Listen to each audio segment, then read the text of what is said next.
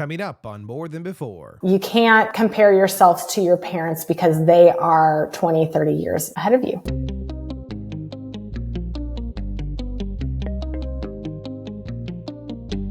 This is More Than Before with Nathan Cook. Hey everyone, welcome back. I am excited for our guest today. She is a phenomenal financial coach who has not only helped couples break free from the stress of debt, but she's also paid off over 6 figures of her own debt with her husband.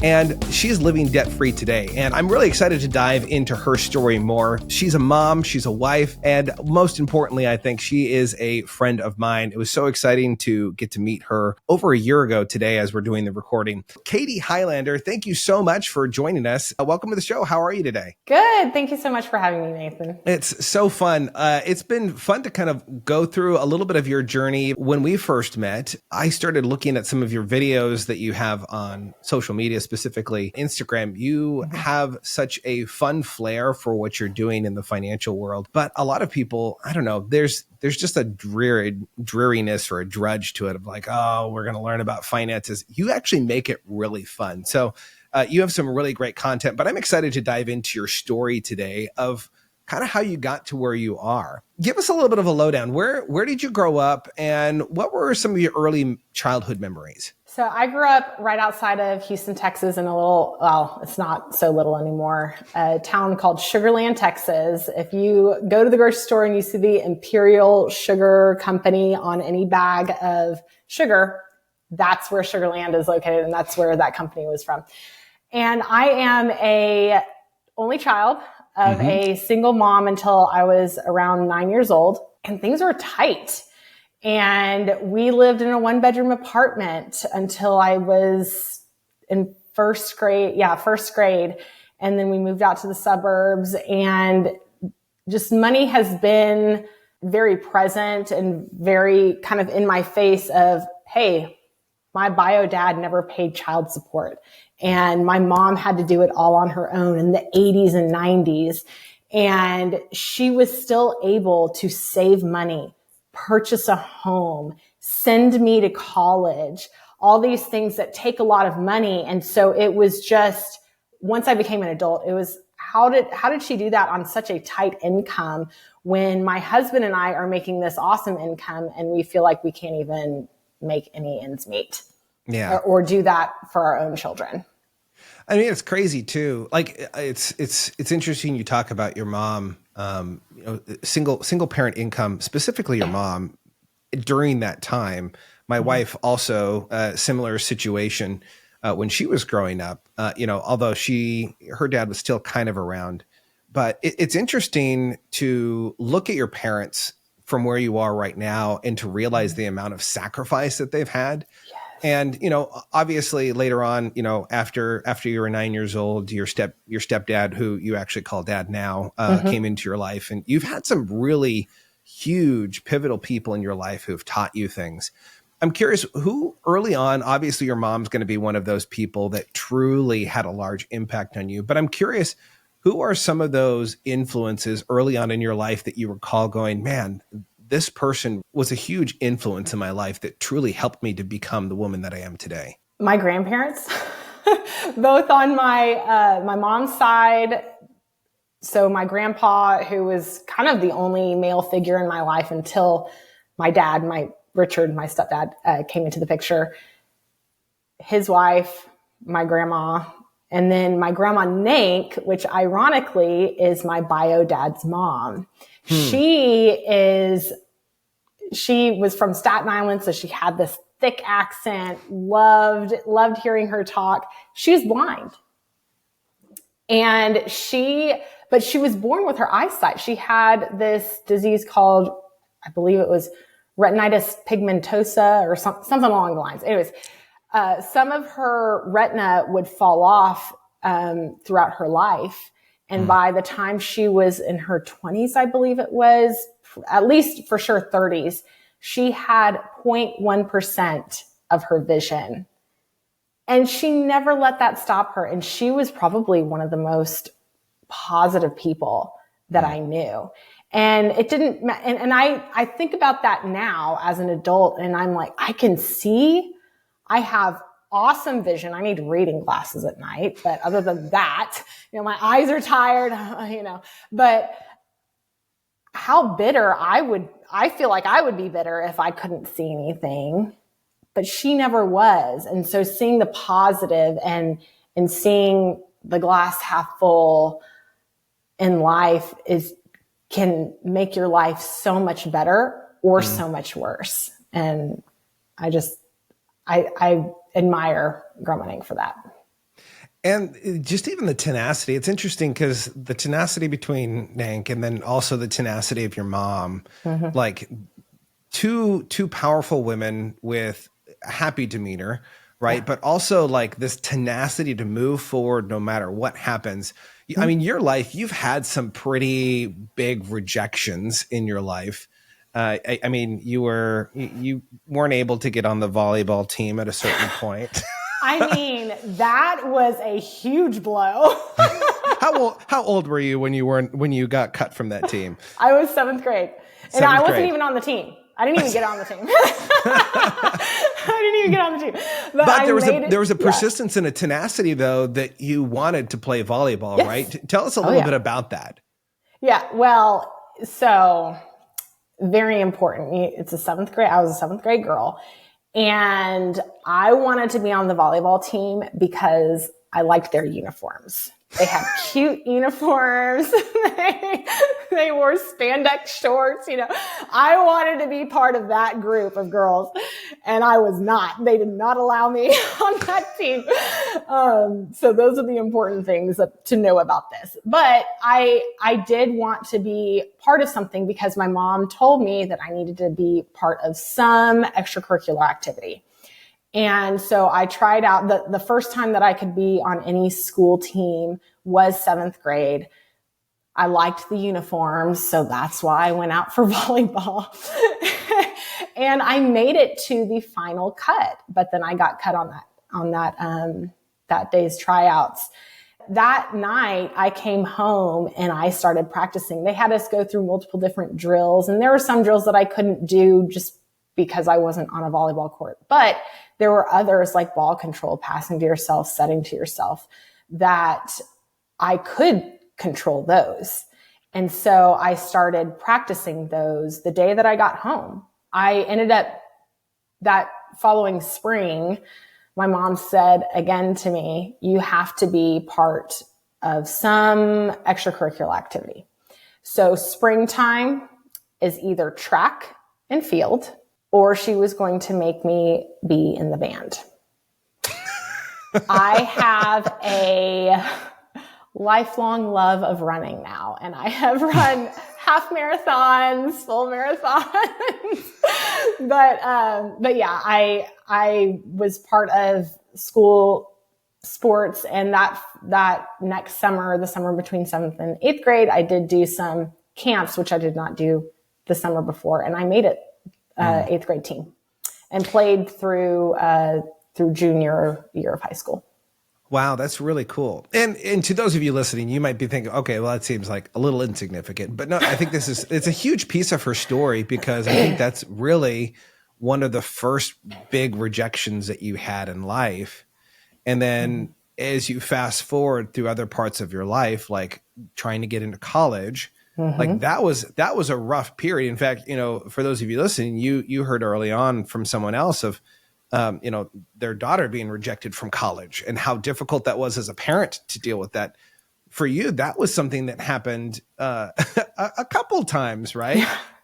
How has that tenacity played out throughout the rest of your life, that even though you get rejected or denied from something, it's not necessarily the end. It just strengthens your resolve to move forward. How has that been seen in other parts of your life? Oh, it absolutely does. I'm very competitive. And so when somebody tells me game nights at our house are fun, because my husband is also very competitive. So let me just throwing chairs to the window. I can't believe that you took Boardwalk. So funny thing. A few years ago, we were playing the card game Uno, and it was my husband, our 5-year-old daughter at the time, and me. And Spencer and I were so focused on making sure that neither one of us One, that our 5-year-old beat both of us. So anyways,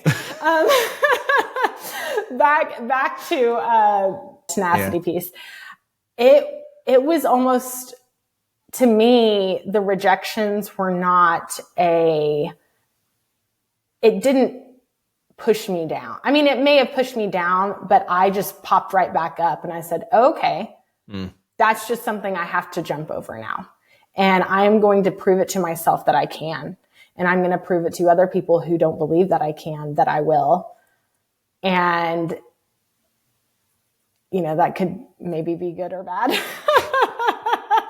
Yeah. But it served me well because it just has been more of a challenge that I have to do better and get better. And then I rise to the occasion, or at least I attempt to. Well, I love that piece of your story too, because you see it throughout your entire life, actually, when you kind of look through. And I'm also curious because for you in your life, you've had so many different careers. You've really gotten to try a number of different things, from ninth grade biology teacher to getting to work in an ICU for a number of years. I mean, I'm curious, journey-wise, how do you know when to pivot? Because there's this side of tenacity where you go, this is what I want, this is what I'm pursuing.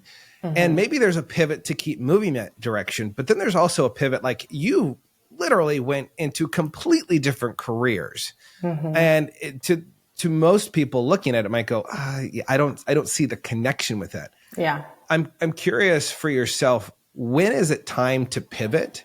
And when is it time to sink your feet in and really start pushing forward? So I'll just kind of do a quick overview of my career and then I can fill in the links. I graduated Texas A&M with a degree in nutritional science. I realized the summer before my senior year, as most people do, that was actually not the career path that I wanted. Great timing, right? Right. And perfect timing. And I really wanted to go into the nursing field. Well, Texas A&M did not have a nursing program at that time. So instead of transferring my senior year, I just decided to finish out that program. And then I would just find another program to finish out the final 2 years of nursing school. I didn't get accepted into any nursing programs for the fall after I graduated from my first undergrad degree. And so I went back to school. I retook some classes like microbiology and things like that are not fun to get my GPA up. And during that time, I didn't want to live at home anymore and I wanted to be an adult. And so I decided to become a high school biology teacher to kind of bridge between graduating from college and then going back to nursing school. So that was why I became a teacher. Then I did get into a nursing program. I think it was 3 years after I had actually graduated from Texas A&M, then became an ICU nurse. Along with, I kind of climbed the ladder a little bit and became a rapid response nurse. And then I was house supervisor as well. And during those years, we were paying off a ton of debt. And I was doing side gigs of photographing families, photographing weddings. And then I realized, and then I was also kind of the nurse that everybody would come to with financial questions. And I was leading Dave Ramsey's Financial Peace University classes. And there was this opportunity to go through their coaching program to learn how to be a coach, which then pivoted me because I was so passionate about us getting out of debt and helping others that I knew who would come to me and confide in me with their problems on how to help them get out of debt, that it just kind of naturally became this transition of, well, what if I could become a coach and help others get out of debt the way that we did? And just looking at the season of life that we were in, my husband had become a nurse practitioner at the hospital that I was working at too. And just because of kind of levels of seniority, we couldn't really work together on the same shifts. He couldn't be giving me orders, even though I was giving him orders at home. No, I'm just kidding. We all know who's really in charge here. Yeah, we know who's really in charge.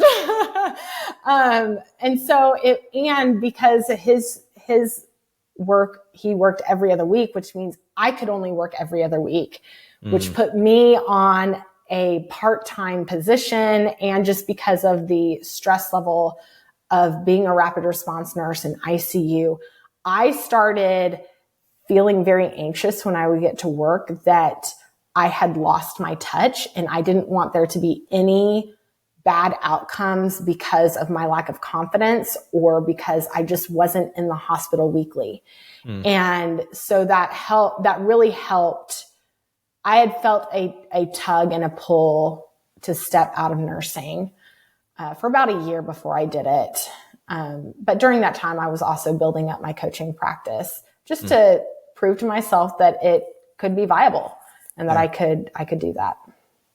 You know, one of the things to touch on here, I think that's really fascinating about both you and your husband's story is, I think a lot of couples when they first get married, it's kind of like this hodgepodge of trying to figure out how to work together, who the other person is. You know, I can't believe that you load the dishwasher that way. Are you a Neanderthal kind of thing? But I am guilty of that. You would stand right here and be like, "That's Katy." But I think what's really interesting about your guys' story, and even if you guys like even listening, I think one of the really cool parts about your story is you guys both went to school together for nursing, correct? Yes. Yeah. Most people, it's hard to get into a school. They went to the same school and they both decided to go into nursing at the same time, which I think to me, that's like mind blowing. But then you guys are building your life. You guys are both working. You recently just graduated and you guys want to treat yourself. Right. I think that my wife and I were like this too. I was like, you're out of pharmacy school. It's time to treat ourselves. Like it's been a long, hard road. And all of a sudden, you start purchasing things that you don't really need that are out of, let's just say, the maturity level of what you should be purchasing. Yeah, absolutely. Which I'm curious, because so many people get to that space early on in their relationship where they never really figure out how to be on the same page financially. And there is so much stress that comes in a relationship when finances are really hard. You guys were making good money and you guys were still kind of just getting by.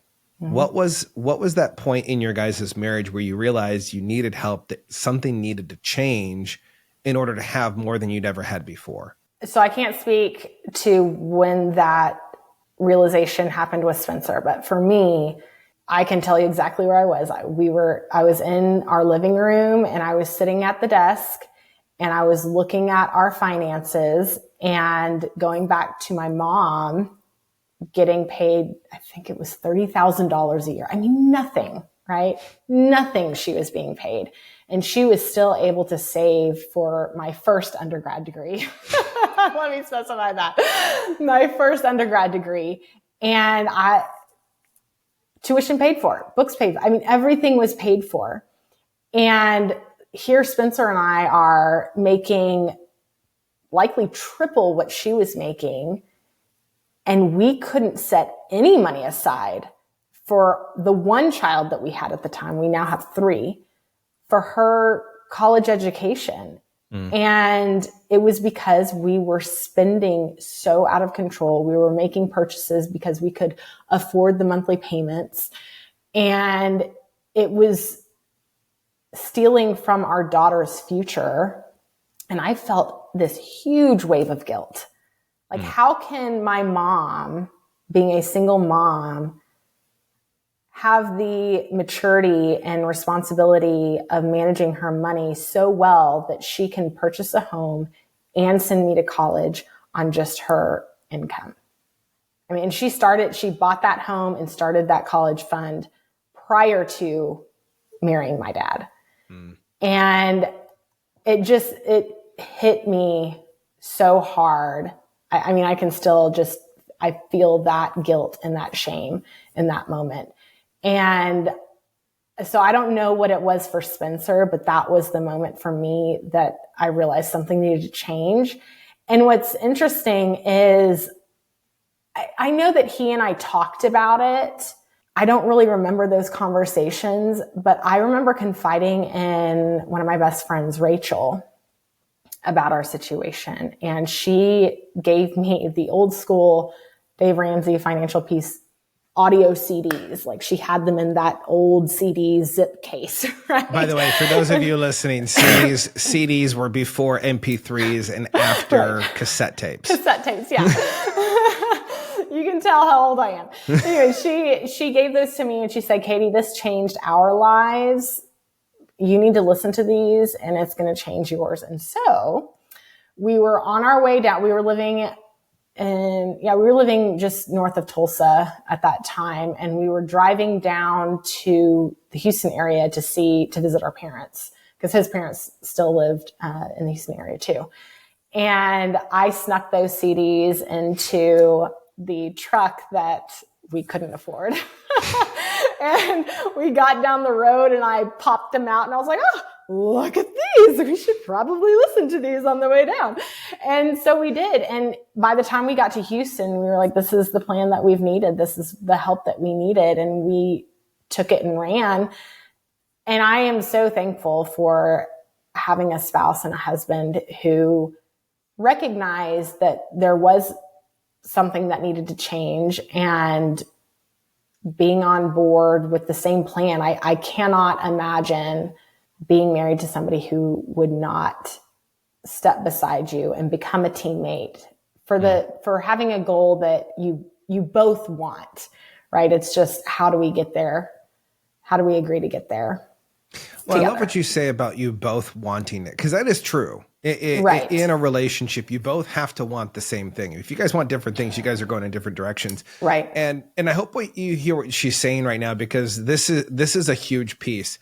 Never discount the opportunity of listening to something together as a couple on a car ride.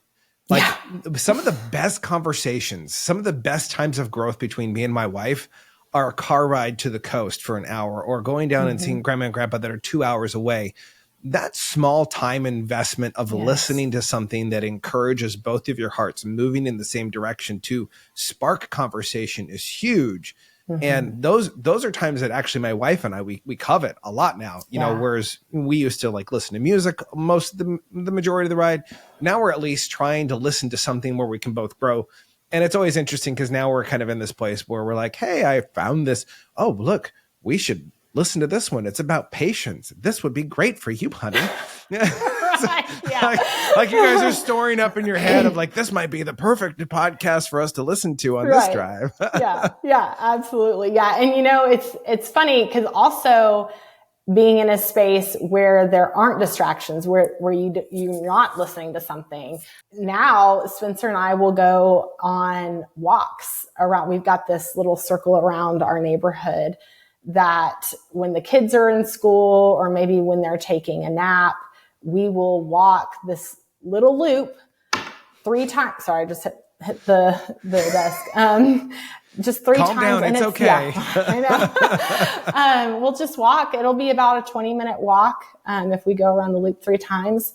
And it's so nice because it's 20 minutes of uninterrupted time. We don't bring our phones. Our kids aren't there to ask us a million questions and interrupt our conversations.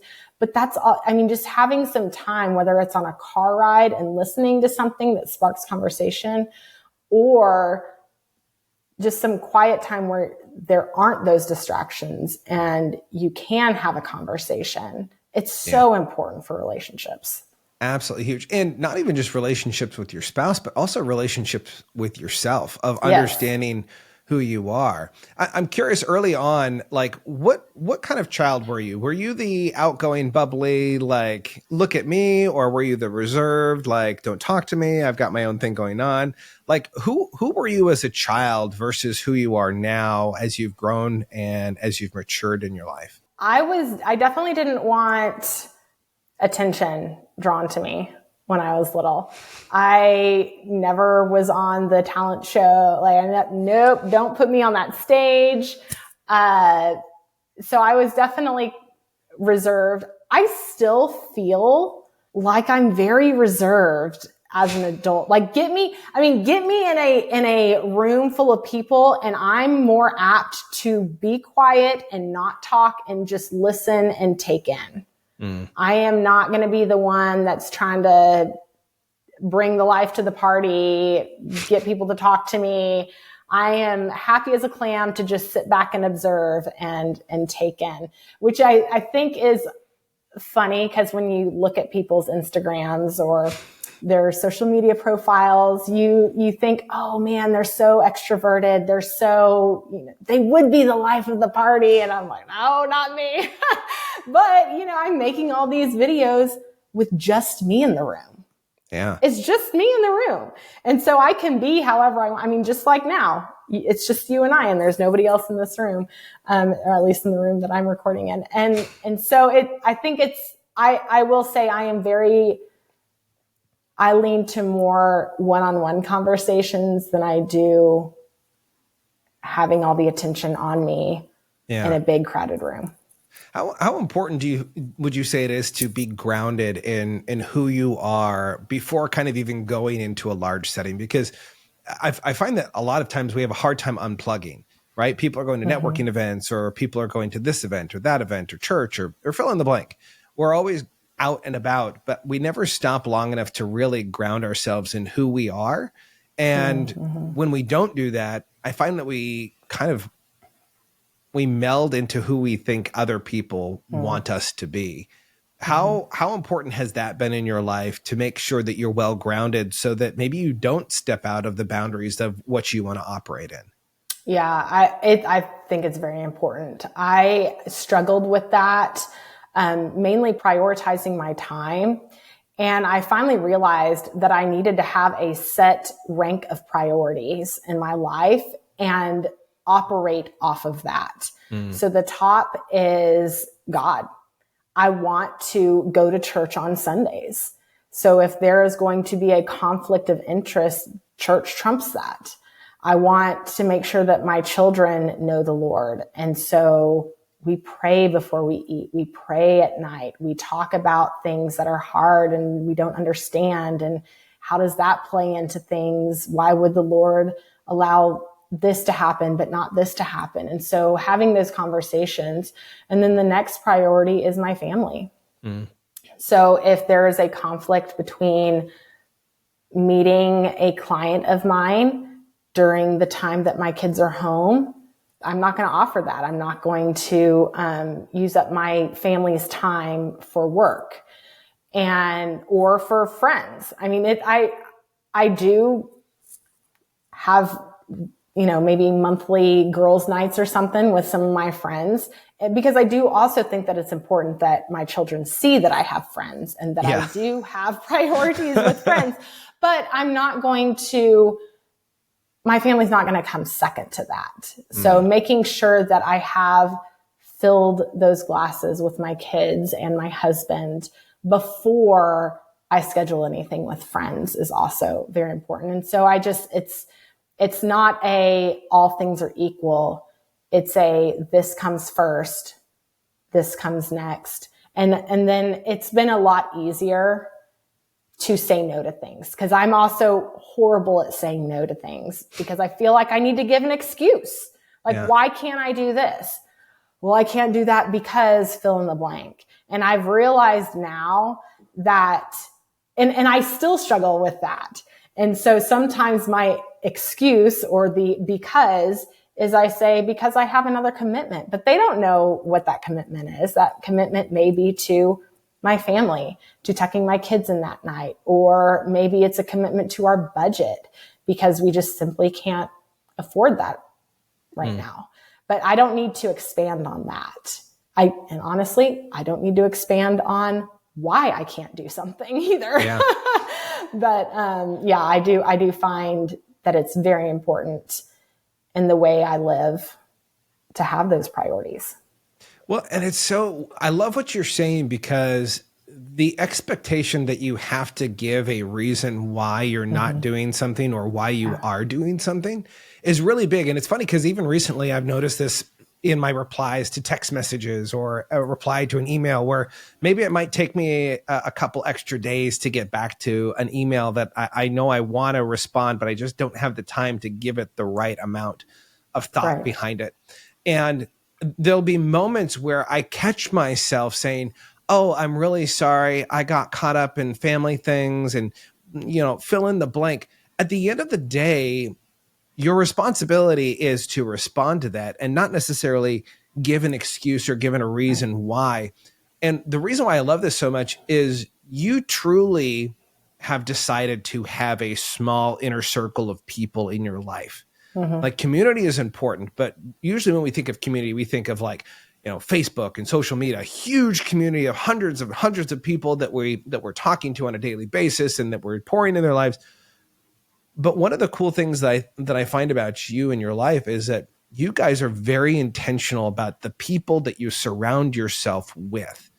How important is choosing the right community in order to stay grounded in who you are? Oh, goodness.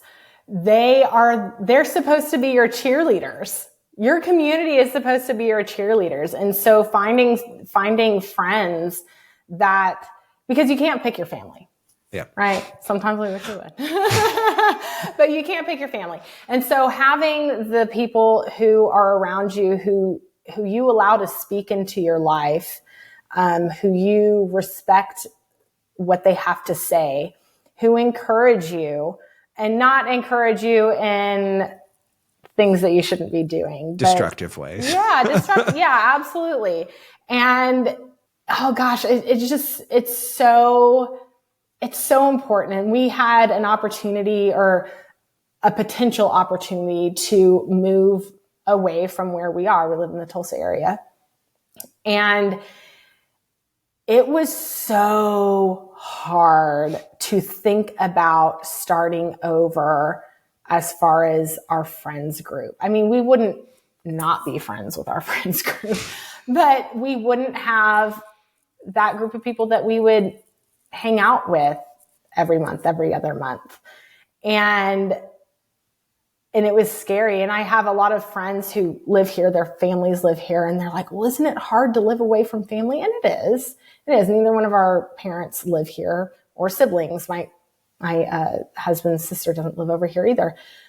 But it was easier to move away from them, from our family, because you can always go back home. We could always go back to Houston.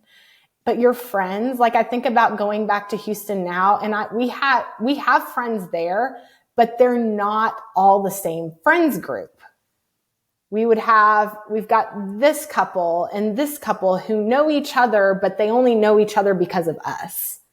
Whereas the friends group that we have now, all of the guys, at some point in their life, they all played baseball together, whether that was high school or college. My husband was part of the college group, and they all started dating their girlfriends, and the girlfriends became friends, and then we became wives, and then we all had kids together all at the same time. And it's just been so nice to have friends that have the same beliefs, have the same morals, the same values, and are in the same stage of life as us. Just because you can support each other in all the craziness of motherhood and parenthood and work and having to juggle all the things and putting on all the hats. And you can just text them and they understand. Yeah. I love the piece of, like, as your life progresses, there's moments where I think there's pivotal moments in life that cause us to question and change the way that we think. As being a parent for, the last 5 years, I can tell you that there have been moments throughout my parenting that there are big key moments where I go, oh, wow, like I'm a selfish person. I didn't realize how selfish I was until I had kids. I'm like, oh, you mean I need to sacrifice myself in order for the good of my child? Yeah. And I think that's a big problem with parenting today is that a lot of parents don't sacrifice for their kids. They're not putting their kids forward, and they kind of tell themselves the lie of, well, I'm doing this to model for my child that they need to be their own person and do what's good for them and do what they want versus the sacrificial piece, like what your mom showed you growing up of what does it look like to have sacrifice. I'm curious, what are some of those major themes in your life as a mom that you look back and you go, man, having kids really changed my perspective of who I am? The thing that pops out the most to me is apologizing. Like, I know that sounds so like just basic and foundational, but it is hard, at least for me, to say that I was wrong. And even my husband and I, we have this running joke of, oh, I think it's this. Oh, let's Google it, like who's right. And the person who is wrong doesn't say I was wrong. They say I was mistaken. there's never a true admission of guilt. Right. Yeah. And, but doing it with your children. Oh gosh, because you're the parent. You're perfect. You have to be perfect for them. You're Wonder Woman or Superman. Yes, you're the one in control. You're the one who knows it all and or acts like pretend. Pretend. And admitting that you were wrong, that you talked to them in a tone that was not kind, that you weren't there for them. That has been very hard because it's something that you want them to, you need to apologize to your sister for hitting her, right? Or for taking a toy or whatever. But you as a parent aren't willing to apologize for something that you did that hurt their feelings or that you weren't kind to them or talked to them in a kind way. That's huge. And it's hard apologizing to a 5-year-old or a 7-year-old or whatever age they are, even if they're teenagers. It's hard, but that helps establish the trust and the connection with your children too. So that has been a huge thing for me. It's interesting. I was just thinking about this, that it's interesting how much easier it is to apologize to other people than the people that are closest to us, like our spouses, like our kids, even like our parents. Yes. Yeah. I don't know about you, but I find myself apologizing to my parents a lot more the older that I get. But it is really interesting though, because I almost wonder why. I don't have the answer to it, but I wonder why it is that it's so difficult to apologize to the people that are closest to this, because they see our flaws already. Like your kids see you at your worst. Your husband, your wife, they see you at your worst. You're not hiding anything. So why do you feel like you need to hide it from them even more? It's almost like this, we give off this disillusionment of like, oh no, I'm not wrong. It was a mishappening, right? I don't know. There's something about that that's really interesting. And I love that you say that. What has been one of those critical moments in your life? We talk about crucible moments where life heats up and you really have to make that decision of, am I going to be the person who God created me to be? Or am I going to choose to waffle? Am I going to choose to be malleable and just kind of sink in with the rest of, society? I'm curious for you.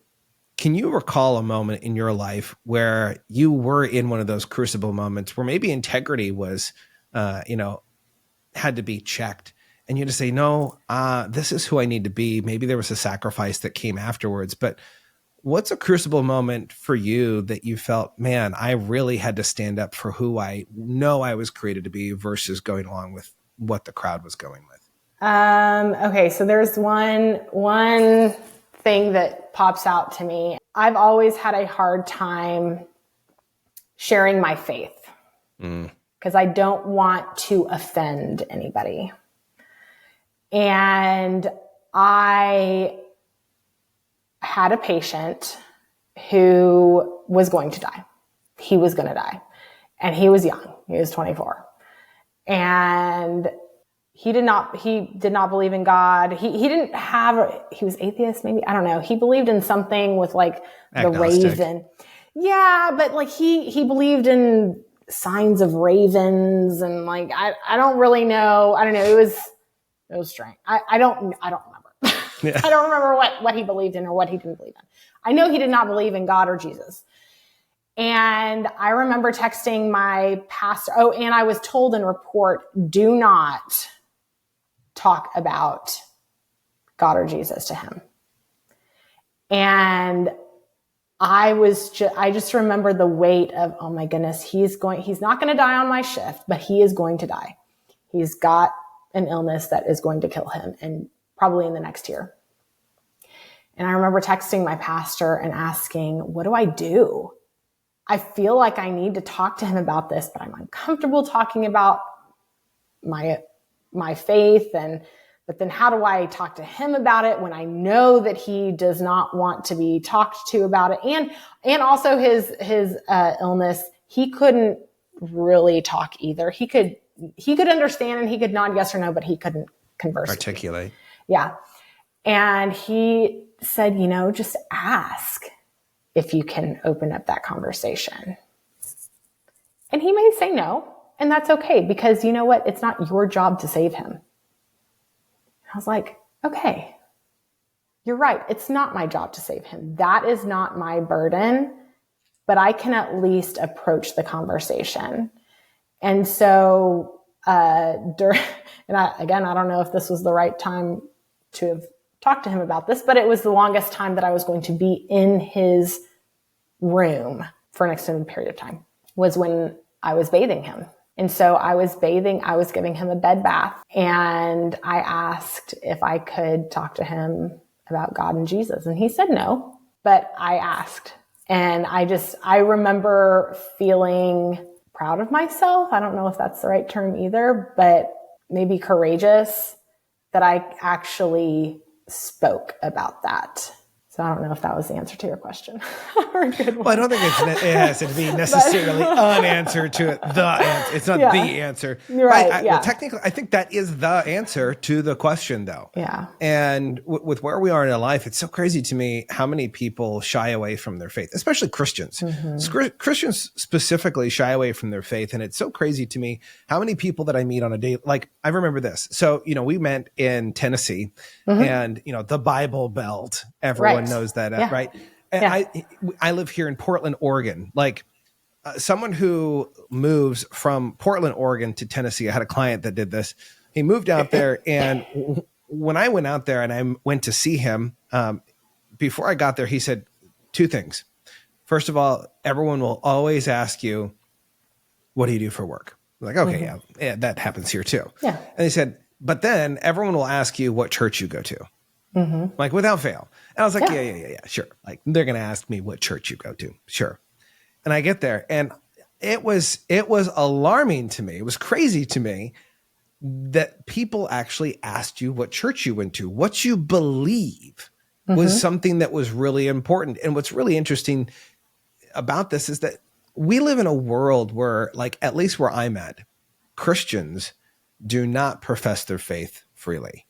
It is tamped down. It's pushed down. And it's interesting how many people will say they believe in God, but they don't believe in Jesus, who is the Son of God.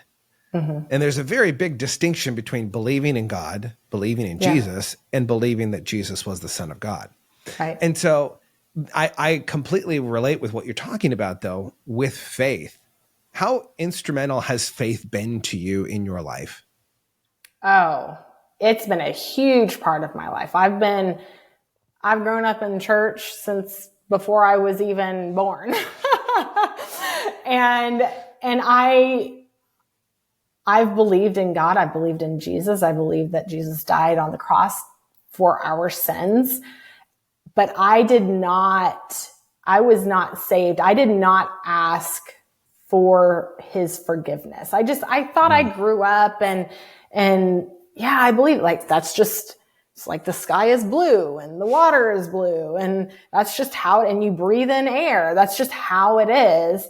But it was not personal to me until November 24th, 2021, when I was in the garage of my ladies' Bible study leader. And I said, what does it mean to be saved and to have a relationship with Jesus? Like, I don't understand that. And I could feel that stirring in me for probably the year before, like an entire year before. And so because people would say, oh yeah, I remember the day that I prayed to Jesus. And I was like, what does that even mean? Like, I don't understand. and so she said, yeah, you just have to ask him to forgive you of all of your sins. You don't need to name them out. He knows what they are. And I was like, oh, yes, I know. And it's a long list. It's going to take a while. Yeah, it's going to take a while. But yeah, it was just so, he has been part of my life. And I look back and I see things that I didn't understand at the time. I didn't understand why I didn't automatically get accepted into nursing schools of community colleges after I had been a graduate of Texas A&M. I was like, how are you not accepting me? I have a 4-year degree. I'm a genius. It might have been because it was from, an Aggie school, but not just kidding. Well, could be. There is a huge divide and bias when it comes to Texas. But I needed to meet my husband. Yeah. I needed to meet him. And I would not have met him had I been accepted. And my husband, he got drafted by the Astros. Really cool, because that was our hometown. He got drafted by the Astros in the very last round after college and never made it to the big leagues. And he, asks, why didn't I make it to the big leagues? Well, we would have never met. He jokes and says, oh, we would have. I would have written my number on a baseball and handed it to you. And I was like, I would have had to have gone to a game. Okay. I didn't I don't go to. You better have been walking outside the stadium right after hitting a home run and it would have right in the head. Exactly. Yeah. I was like, that would have required me to have gone to a game. And I did not go to baseball games. But there's just so many, we've had 2 miscarriages. Why? When you see other people who don't want to have kids and they get to have a kid, so there's always going to be questions of why was this allowed to happen? We had a very good friend of mine, her son at our church just passed away from cancer. He was 25 or 26, 2 little girls under the age of 2. And he and his wife hadn't even been married, I know for sure, not 4 years. He's a firefighter in our community. I mean, why? We won't understand these things. And it's all of a big part of his plan that we just have to trust in him. So much of times I feel like when something happens to us, like my wife and I can completely relate to on, having miscarriages. We've had 2 and how gut wrenching that is. And there's that wondering moment of like, why is this happening? Like to us, like why wouldn't it happen to the people that don't even care about this? Right. And at the end of the day, there's almost this question of heart of saying, well, it's not for you, it's for someone else.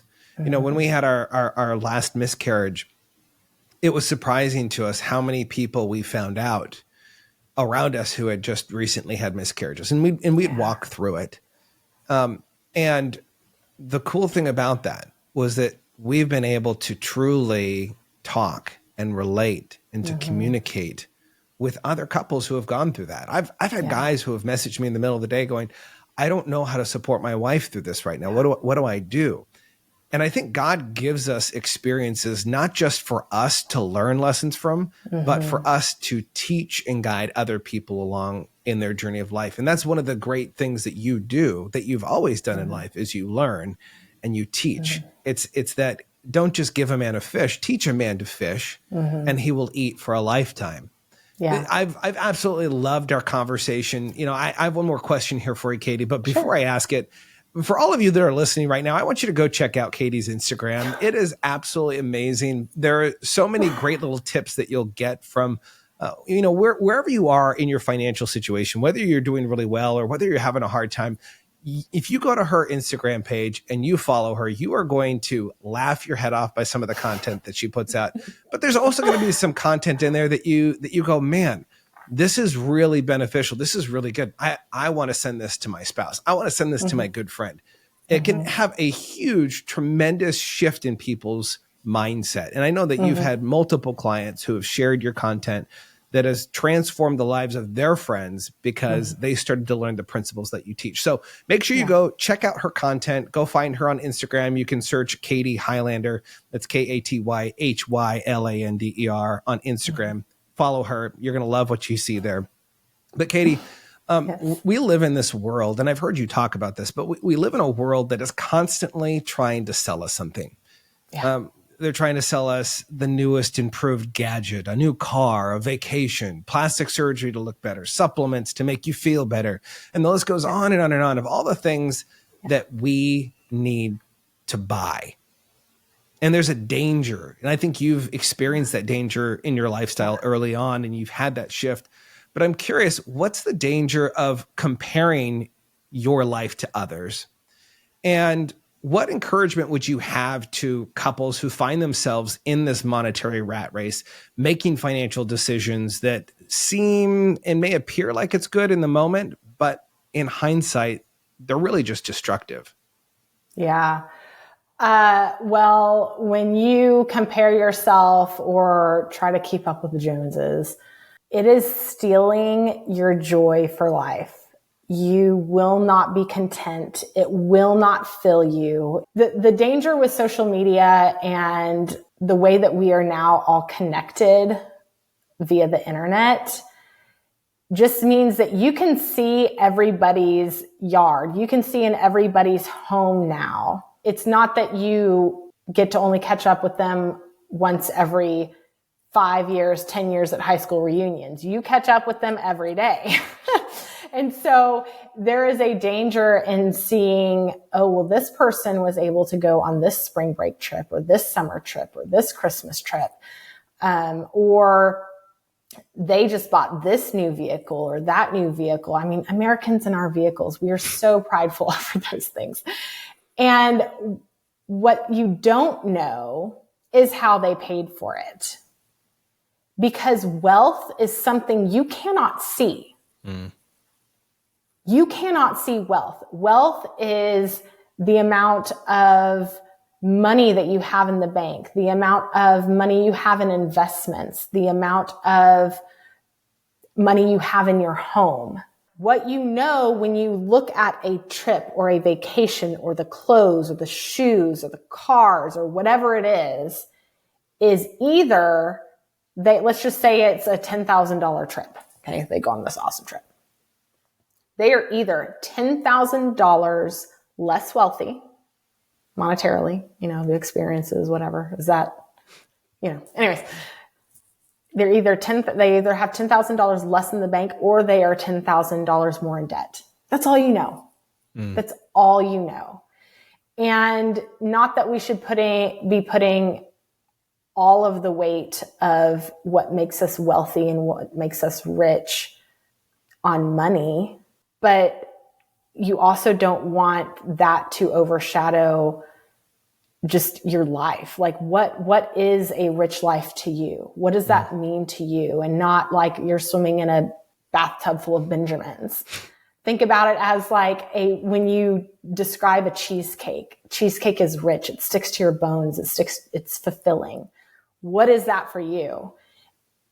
And defining that is going to make your life so much more joyful, so much fuller, and you're going to be content instead of chasing something where those goalposts always move. They always move because it's not what you want. It's you're trying to keep up with others. And, I've heard you say this too, and this was a big revelation when I heard you say this, that so many times we're not even trying to keep up with the Joneses, the people around us. No. Sometimes we're trying to match our lifestyle with our parents' lifestyle. Yes. And when I heard you say that, I was like, wow, because because I'm trying to live where my parents are, and my parents are 30, 40 years ahead of me. And I'm going, yes. When I heard you say that, I was like, that was kind of this like light bulb moment of, well, we shouldn't be in the apartment. We should have a house right now, and we should have a dog and a pool, and, fill in the blanks.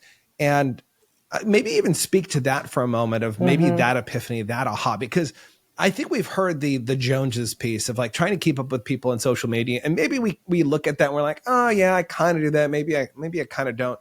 I think we absolutely look at our parents and we go, I'm not in a good place. My parents sacrificed, and I'm not where I should be based off of where they are. I should be in the same exact space as my parents. Right. Yes. Well, yeah, because you leave their home, you either get a job or you go to college or something, and you feel that you should be going from their nest egg that they have spent 30 years building to the exact same thing. And that's not the case. You are not in the same space as they are. Or if you think of, oh, well, I should have this car because my parents have this car. How long have they been saving and working and scraping together that money? You should not be, I say you should not be because I try not to should people. I don't want to stop shoulding on everyone. Yeah, I'm not going to should on everybody. But yeah, there's this thing about being the same par as your parents or above. And it's okay to not be. You are young. You are going to get there. This is not a 100-meter dash. Yeah. This is a marathon. And it's okay that you're not there yet. It's totally okay that you're not there yet. As long as you continue to work at it and you make wise decisions, you'll get there. You will absolutely get there. But when it comes to things, especially big purchases and big expenses, just take a look at the people who are doing those things. We've got lots of people in our neighborhood putting in pools. And of course, we want a pool in our backyard, even though we have a neighborhood pool, but we want a pool in our backyard. But then when we're walking this lap, Spencer and I are walking this lap, and then I look at the homeowners of the people who are putting in pools. They have grandkids. We do not. Yep. We have little kids. And so it's like, okay. Yes, that would be an awesome luxury, a luxury to have one day. But that's not going to overshadow making sure that our kids have funds to go to college, that we're fully funding retirement, that we're able to pay for a new or newer vehicle when our vehicles bite the dust. Yeah. You can't compare yourselves to your parents because they are 20, 30 years ahead of you in everything. I love that so much. And I think we can all learn from that. We can all learn to stop comparing ourselves, not even to the people in our own peer groups, but we also need to stop comparing ourselves to our parents, to the people that we've known, people that have known us since we were kids. Because at the end of the day, comparison, I love what you said, comparison robs you of your joy for life. This has been absolutely fantastic. Thank you so much for jumping on and to share your wisdom, share your journey with where you've been and where you are today. No matter where you are in life right now, you can learn something from Katy. I've learned so much, and I'm excited to take a lot of what you said and to start implementing that into my own life. For all you listeners that are out there, make sure to leave a comment In fact, go to your favorite podcast platform and leave us a review. Let us know how we're doing, what you liked about this episode. Give us a like, give us a share, and share this with someone that you care about, because something that Katy said today will definitely resonate and change their life. So until next time, remember to be more, see more, and experience more than before.